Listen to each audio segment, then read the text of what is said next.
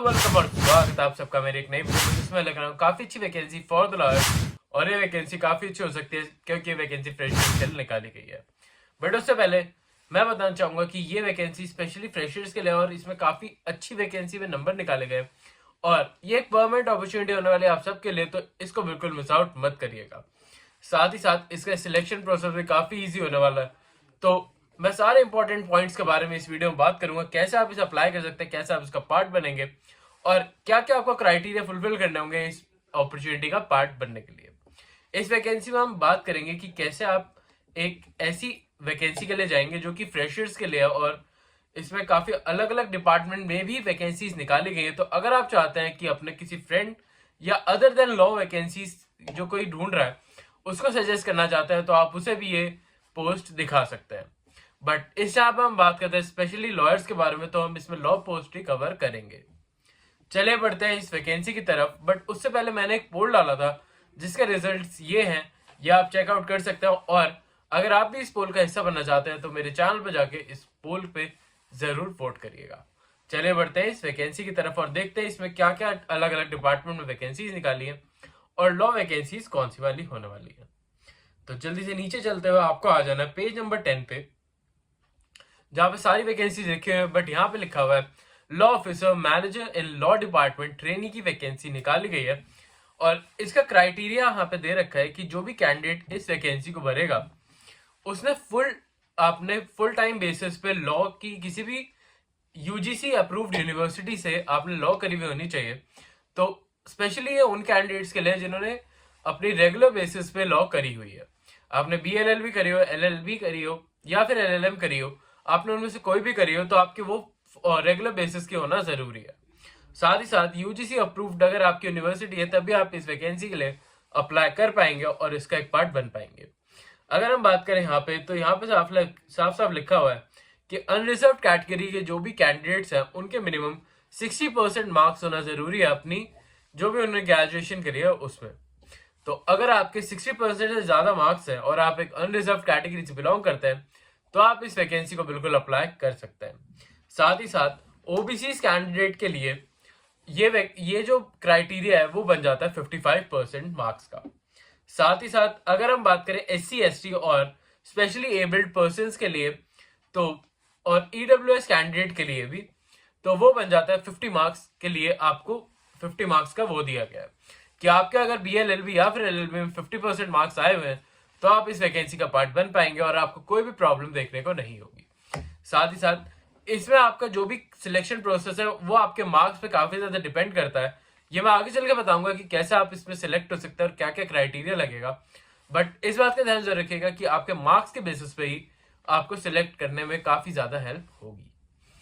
तो आगे चल के मैं बताता हूँ कि आपको क्या क्या क्राइटेरिया फुलफिल करना है। बट उससे पहले मैं बताना चाहूंगा आपको एक इंपॉर्टेंट डिटेल कि इस चैनल पर हम बात करते हैं जो वैकेंसी निकलती है फॉर द लॉयर्स। और अगर आप एक लॉयर हैं जो गवर्नमेंट वैकेंसी पे जाना चाहते हैं तो ये चैनल आपके लिए काफी ज्यादा हेल्पफुल हो सकता है। तो अगर अभी तक आपने चैनल को सब्सक्राइब नहीं करा है तो सब्सक्राइब अभी कर लीजिए। साथ ही साथ अगर अभी आपने बेल आइकन प्रेस आउट नहीं करा है तो ऐसी काफी सारी वैकेंसीज निकाली जाती हैं जिनमें से आज की वैकेंसी भी उन्हीं में से एक है जो कि काफी कम टाइम पीरियड के लिए निकाली गई है और इसका भी काफी जल्दी ही डेट आने वाली है। तो अगर अभी तक आपने बेल आइकन प्रेस आउट नहीं करा है तो बेसिकली आप ये वीडियो काफी लेट देख रहे हो और आप इसका अपडेट भी काफी लेट मिलेगा आपको, जिससे आप इसका पार्ट नहीं बन पाएंगे। तो अभी बेल आइकन प्रेस आउट कर लीजिए जिससे आप अपडेटेड वीडियो टाइमली बेसिस पे देख पाए और कोई भी वीडियो मिस आउट ना कर दें। साथ ही साथ मैं बताना चाहूंगा कि हम कर रहे हैं अभी 100 डेज चैलेंज, जिसमें 100 डेज तक मैं आपके लिए रेगुलर बेसिस पे वीडियो लेकर आता रहता हूं। तो उसको सपोर्ट करने के लिए भी आप इस वीडियो पे एक लाइक अभी के अभी कर दीजिए so that we got motivation और हम आपके लिए और भी अच्छी वीडियोस लेकर आते रहे। मैं इस वीडियो पे रख रहा हूँ 100 लाइक्स का गोल, तो उसे भी जल्दी से पूरा कर दीजिएगा। अभी के लिए चलते हैं और देखते हैं इसमें और क्या क्या क्राइटेरिया देखने को मिल रहा है। यहाँ पे साफ साफ ये भी लिखा हुआ है कि आप देख सकते हैं मिनिमम 5 ईयर्स से एक्सपीरियंस लिखा हुआ है।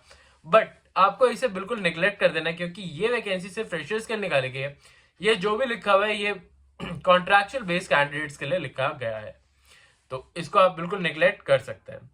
अब उसके बाद हम बात कर लेते हैं आपकी मैक्सिमम एज लिमिट के बारे में। तो यहाँ पे जैसे कि आप देख सकते हैं मेल कैंडिडेट्स के लिए एज लिमिट रखी गई है 40 ईयर्स की, फीमेल एप्लीकेंट्स के लिए जो कि एमपी डोमिसाइल से रिलेटेड है या फिर जो एमपी रेजिडेंट हैं उनके लिए 45 ईयर्स की आपकी एज रखी गई है। और जो मेल फीमेल एप्लीकेंट्स हैं जो कि गवर्नमेंट या फिर किसी भी अथॉरिटी पे काम करते हैं उनकी एज लिमिट भी 45 ईयर्स रखी गई है। साथ ही साथ SC ST और PW कैंडिडेट्स के लिए भी ये एज लिमिट 45 रखी गई है। तो आप अगर इन एज क्राइटेरिया को फुलफिल करते हैं तो इस वैकेंसी को जल्दी जल्दी भर दीजिएगा। एज रिलैक्सेशन इसमें जैसे कि मैंने आपको बता ही दिया है कि एज रिलैक्सेशन जो भी प्रोवाइड कराया गया। अब उसमें आगे बढ़ते हुए हम इंपॉर्टेंट इन्फॉर्मेशन के बारे में देखें तो यहाँ पे इंफॉर्मेशन आती है आपकी सिलेक्शन प्रोसेस से रिलेटेड। तो सिलेक्शन प्रोसेस के लिए आपको साफ साफ यहाँ पे इंफॉर्मेशन दे रखी है कि आपका कराया जाएगा एक एग्जाम कंडक्ट जो कि एक ऑनलाइन बेसिस का आपका एग्जाम होगा और उसके बेसिस पे ही सिलेक्ट करा जाएगा कि कौन से कैंडिडेट को सिलेक्ट करा जाएगा फॉर द इंटरव्यू। और आप अगर इंटरव्यू में पहुंच जाते हैं तो आप इंटरव्यू क्रैक करके बन सकते हैं इस वैकेंसी का एक पार्ट। साथ ही साथ इसमें काफी सारी और भी इंफॉर्मेशन दे रखी हैं कि कट ऑफ से रिलेटेड इंफॉर्मेशन दे रखी है जो आपका ऑनलाइन एग्जाम होगा उससे रिलेटेड कि जो भी अनरिजर्व कैटेगरी के कैंडिडेट्स हैं उन्हें मिनिमम 40% मार्क्स लाना जरूरी है। और जो SC ST और PWD कैंडिडेट्स हैं या फिर स्पेशल एबल्ड पर्सन भी उनको मिनिमम 30% मार्क्स लाना जरूरी है इस ऑनलाइन एग्जामिनेशन में। तभी आप इस एग्जामिनेशन को क्रैक कर पाएंगे और इंटरव्यू की तरफ बढ़ पाएंगे। तो आई होप आपको ये पॉइंट क्लियर आउट हो गया होगा। साथ ही साथ यहाँ पे और काफी सारी इंफॉर्मेशन है जो कि आपके रिलेवेंट नहीं है, आपको इतना ज्यादा उसे पढ़ने की जरूरत नहीं है, फिर भी अगर आप रीड करना चाहें तो इसका लिंक मैंने आपको डिस्क्रिप्शन में दे दिया है जहां पे जाके आप ये फॉर्म डायरेक्टली बेसिस पे पढ़ सकते हैं। अब बात कर लेते हैं आपकी एप्लीकेशन फीस के बारे में। तो आपकी एप्लीकेशन फीस होने वाली है 1200 रुपीज जो कि स्पेशली अनरिजर्व कैटेगरी के लिए रखी गई है। और अगर आप SC ST या EWD या स्पेशल एबल्ड पर्सन या PWD कैंडिडेट है तो आपके लिए ये रखी गई है 600 रुपीज की। तो ये आपकी एप्लीकेशन फीस है जब भी आप ये फॉर्म फिल आउट करेंगे, जिसका लिंक भी मैंने आपको डिस्क्रिप्शन में दे दिया है। आप वहां से जाके डायरेक्टली बेसिस पे इसका फॉर्म फिल आउट कर सकते हैं। तो वहां पे जल्दी जाइएगा, आप अपनी सारी डिटेल्स भरिएगा और जो भी डॉक्यूमेंट्स हैं वो आपको यहाँ पे लिस्ट दे रखी है वो सारे आपको यहाँ पे लगाने होंगे।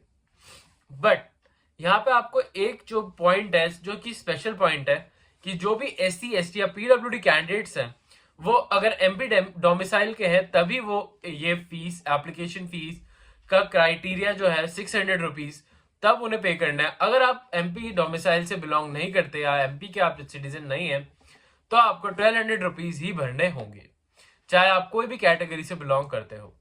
तो इस बात का भी आपको एक काफी क्रूशियल पॉइंट है ये भी आपको इंपॉर्टेंट रखना होगा अपने माइंड में। साथ ही साथ ये जो भी लिस्ट है ये आप देख सकते हैं, आप वीडियो को पॉज करके देख लीजिएगा या तो ये सारे डॉक्यूमेंट्स आपको लगाने होंगे। इनके हेल्पलाइन नंबर पे भी आप कॉल कर सकते हैं जो कि यहाँ पे दे रखा है। साथ ही साथ आपको कोई भी यहाँ पे और भी कोई इन्फॉर्मेशन अगर आपको चाहिए हो तो आप मुझे कमेंट्स में पूछ सकते हैं या फिर अगर कोई भी आपको डाउट होता है तो वो भी पूछ सकते हैं आप मेरे से इन कमेंट्स। अभी के लिए चलता हूँ, मिलता हूँ आपसे कल एक फिर से नई वैकेंसी के साथ। आई होप आपको आज की वैकेंसी अच्छी लगी होगी। साथ ही साथ आप हमारी प्लेलिस्ट में चेकआउट कर सकते हैं जिसमें काफी सारी और भी वैकेंसीज मैंने दे रखी है जो कि जनवरी और फरवरी में निकाली गई थी। आप उन्हें भी चेकआउट जरूर कर लीजिएगा और मैं मिलता हूं कल आपसे फिर से एक नई जॉब, नई वैकेंसी और नई अपॉर्चुनिटी के साथ।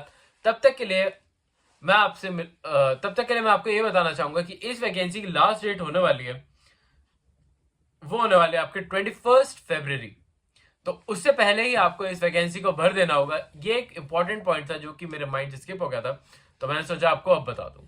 तो 21 फरवरी आपकी लास्ट डेट होने वाली है तो उसका भी ध्यान जरूर रखिएगा। अभी के लिए चलता हूं, मिलता हूं कल आपसे फिर से एक नई वैकेंसी के साथ। अभी के लिए बाय।